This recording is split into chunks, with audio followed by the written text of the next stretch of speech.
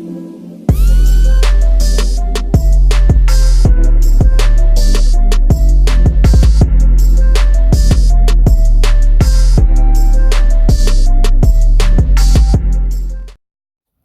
you guys, it's Novelistine back at again with yet another video.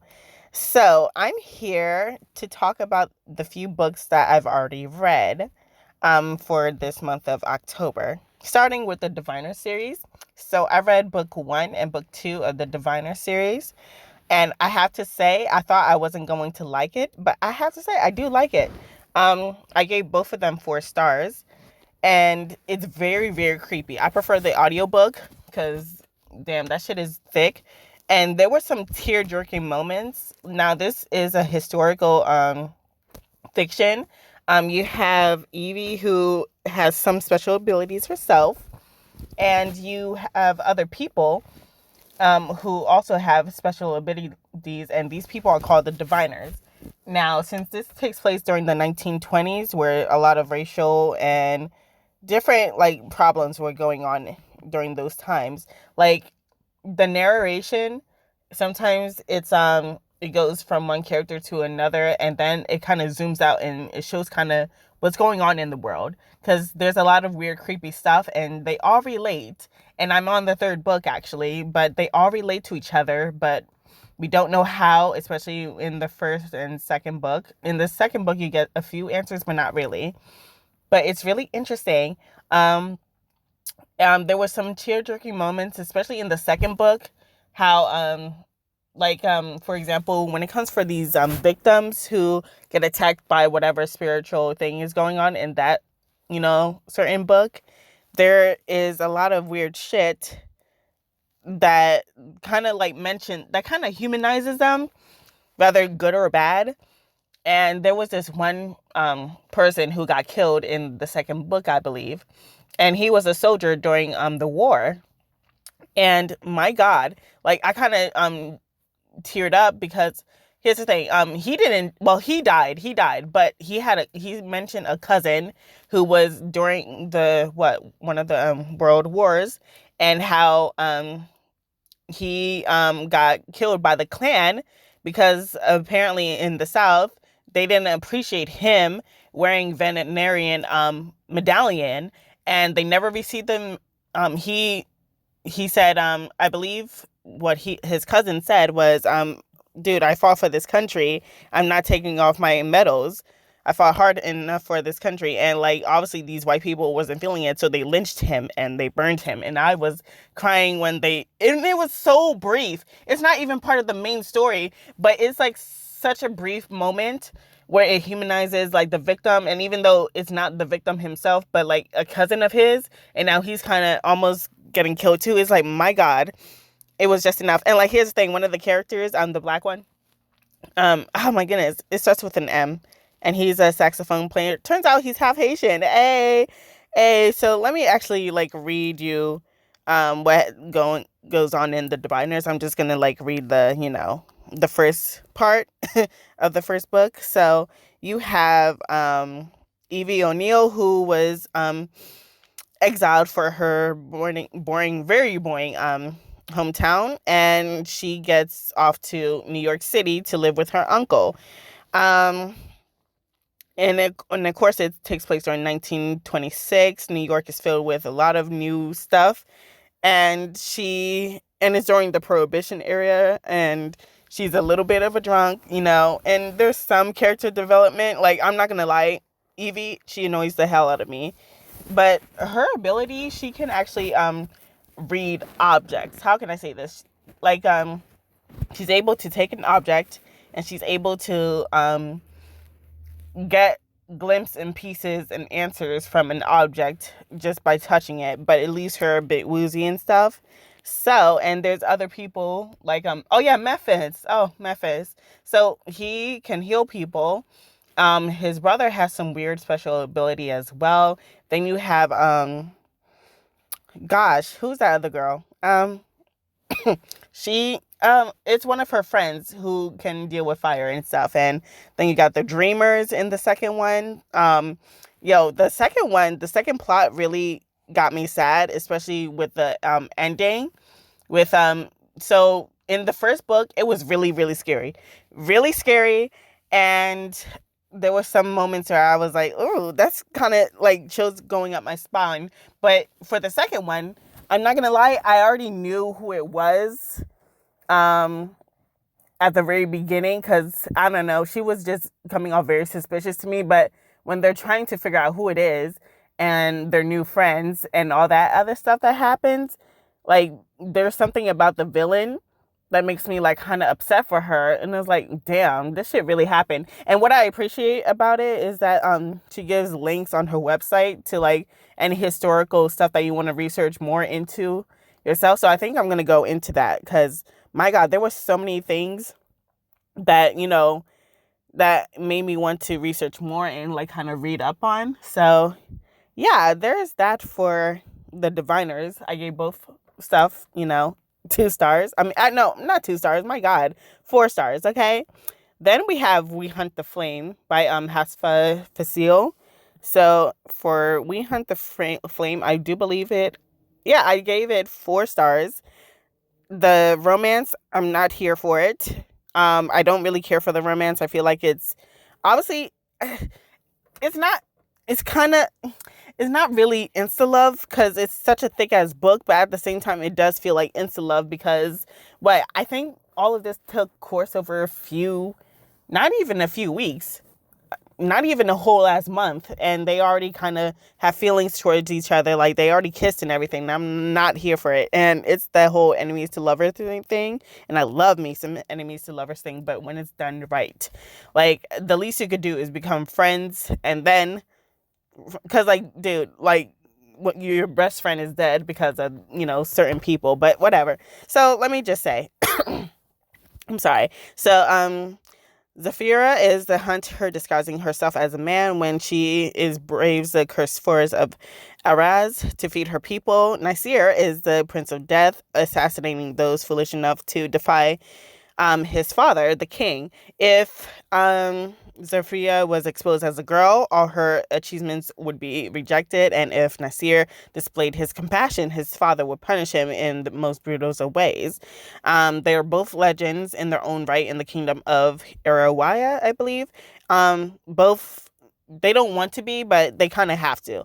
Okay, and plus there's a war brewing. There's magic in the air. Magic was actually taken away, but now to get magic back, they witness some magical things, of course.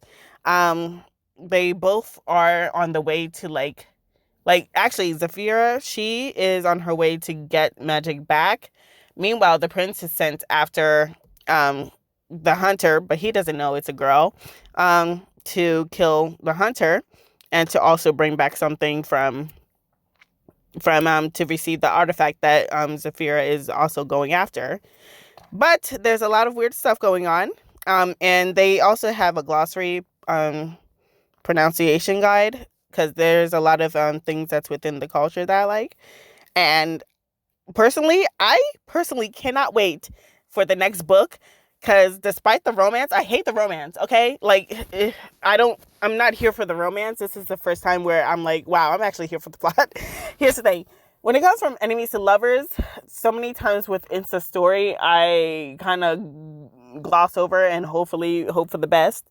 But the plot is more interesting than the romance to me. Like, there's so many, like, here's the thing. I guessed a lot of things. That's why there was like certain moments that's why it's at a 4-star instead of a 5. So, like, for example, there was a lot of good context clues. Like, I don't know. I prefer to be, like, here's the thing. It's all fun and games when you guess things, but when you guess a majority of it, it's not that fun. But I don't know. The author has a way, even though I guess most of the stuff, I was able to have so much fun with it. Like, I had so much fun. And I already knew like a few major plot points. So when I got confirmed, I got mad hype. Like, y'all don't understand. I was like driving, listening to the audio, and when it was revealed, I was like screaming in my car, and then and it was at a stoplight, and I know someone was like looking at me weird. Y'all, listen, if you're gonna read this book, don't read it for the romance, read it for the plot, because my God, I'm so excited for the second book. And oh my goodness, y'all don't understand. Oh my goodness, I'm so excited. And hopefully the second book, when it comes for plot, won't disappoint me, because I'm ready for the second book already. Okay, listen, it's like what, I believe the second book comes out on, it's expected to come out May 12th, 2020. Okay, y'all. Oh my goodness, I can't wait. I can't wait. I can't wait. Y'all don't understand. Oh! Okay, so on Goodreads, there's like, it has an average of 3.28 stars. I mean, no, 3.83 stars. And yeah, I absolutely cannot wait. Oh my God. Oh my goodness. It's such a good YA plot wise. So yeah. So what other books did I read this month? I also read The Power of Five, which it's part of the, let's see, it's part of a series. In fact, there was a TV series back on Toon Network, which was actually part of Disney. um and I'll leave some links down below, because I think you can like watch some full, episodes online. But I heard that because I was listening to the Read podcast, and turns out Disney on Demand, like their streaming, they're basically, Disney is having their own streaming stuff, and they're streaming everything that they used to film or like, show on TV back then. So like the Little Mermaid animated series, Little Lilo and Stitch the animated series, let's see, what other Disney stuff that, like, I'm thinking about a few things. Like, for example, there was like this white girl who's blind and she's friends with this bunny in the jungle. Yeah. Yeah, there was so many good shows on Disney, but basically they're streaming that. And if it's correct, I really hope they have Witch. Like, that was my show. Okay, we are the Witch. Okay, we're done. But basically, I actually used to own the book back during the Scholastic book fair stuff, and I had no clue that there was actually a series. I only got the book because I said, "Oh, I watched the TV shows. Let me read this." And I have to say, obviously it's a kid's book, and I'm looking at it from an adult lens, so I noticed a lot of stuff. I was like, "Wow, I did not notice this when I was a kid." There was some few funny moments. Obviously, it's very predictable, and at this point, I'm just continuing this because I'm interested. And I'm feeling nostalgic. So there's that. I think I give this 4 stars as well. So you have these 5 girls. Each of them, they don't know it yet, but they all have the powers of, the elements. And of course you got, Will, who's like the center of them all. And it was such a good show, and I highly recommend. I think that the books actually follow up with the show. So from the very beginning, and I don't know which one came first, the comic books, the chapter books, or the show. Either way, I just have to say I really enjoyed the book. It's very reminiscent. So I feel like if you watch the show, like for example, each episode, I feel like it follows up with the books. So there's that. If you kind of want to watch on YouTube or something. What other stuff did I read? So I actually read Miracle Creek by hold on. So I read Miracle Creek by Angie Kim. Yes. So Miracle Creek is, my God. Oh my goodness. Y'all don't understand how shocked I was about who it was. So here's the thing with Miracle Creek, okay? So you got this terrible tragedy that happened at this healing center, right? This a really bad accident. And now here's the thing. I gave this book 5 stars, and it's worth everything, okay? Everything, okay? So you have the plot. So basically, here's the plot. How far will you go to protect your family? Will you keep their secrets, ignore their lies? In a very small town in Virginia, there's a group of people who know each other because they are part of a special treatment center, a hyperbaric chamber that may cure a range of conditions from infertility to autism. But the chamber explodes, 2 people die, and it's clear that the explosion isn't an accident. A powerful showdown unfolds in the story in court. Chapter by chapter, we shift alliances and gather evidence. Was it the careless mother of a patient who is the one being accused? Elizabeth? Yeah, that's her name. She's being accused of killing her son and the other person who's a mother who used to be her friend. And was it the owners who actually owns it, hopefully to cash in on the big insurance payment and send their daughter to college? Or could it be a protester trying to prove the treatment isn't safe? Because there's a lot of treatments, since this is like a very odd thing, and of course it's very dangerous. When I heard about this, I thought it was like this. I don't know. I thought this was taking place in like the future, like kind of close to our time, but not really. But turns out it takes place in the past. This isn't some kind of sci-fi thing. Turns out it's a real thing that people do, which I had no clue. So I actually learned a bit, and my goodness, it's true what they say. You will switch alliances really quickly. And the ending, though, I still can't believe it's really her. But when they go through the perspective of who it is, it's like, my God, it really is you. And I'm kind of angry about like what happened at the end, but it's still worth 5 stars, because one thing you think it's this person, next thing you know, you think it's that person, and like you think it's some of the like for the longest time, like even though some of the characters were like kind of incriminating themselves, including the ones who are victims, they felt incriminating themselves. But my goodness, like I still thought for the longest in my back of my head that it was like one of the protesters. So when it was revealed who it really was, I couldn't believe it, because here's the thing. The protesters are like these crazy ass moms. Well, I wouldn't call them crazy ass moms. They're the moms who were protesting the special treatment, right? And all of them, they were like, why would you want to change your child? Because like, here's the thing. The protesters, all of them are women. All of them are mothers who have autistic children, right? And they're trying to like, and some of the people there, they go to the hyperbolic chamber so they can hopefully cure their kids of autism. And you got these super helicopter moms out here protesting, kind of getting in people's face. Because like when one of the mothers, who's like the ringleader of the protesters, got into Elizabeth, who's the suspect,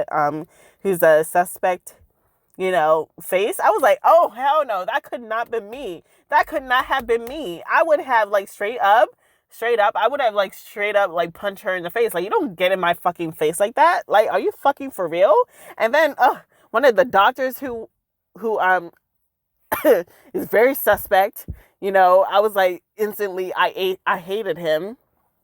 And like the wife, I hated the wife. Oh my God. Not like the owner's wife, but like one of the patient who's a doctor, he has a wife named Jennifer. Fuck Jennifer. My God, how blind do you have to be? My God. Ooh.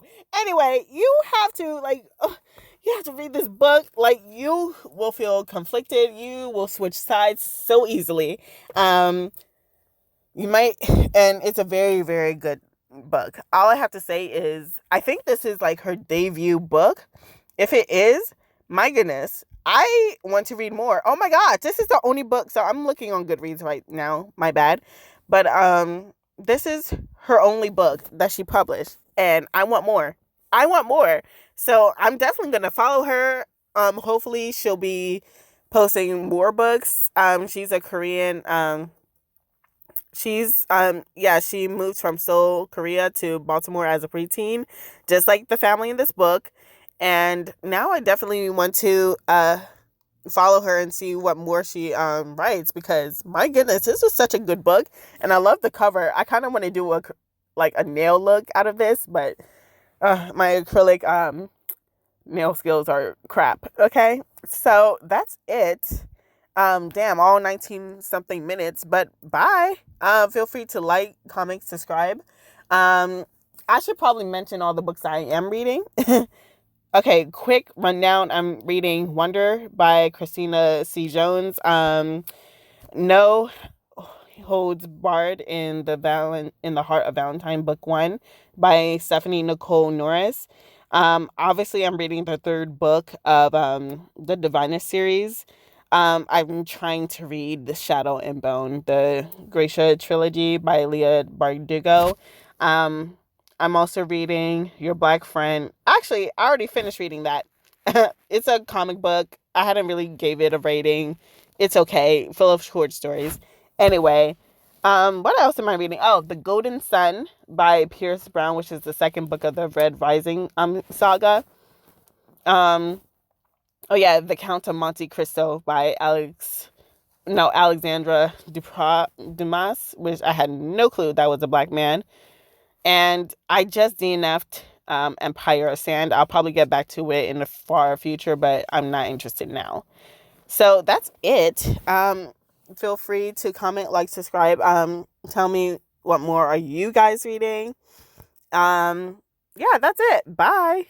Read a book, read a book, read a motherfucking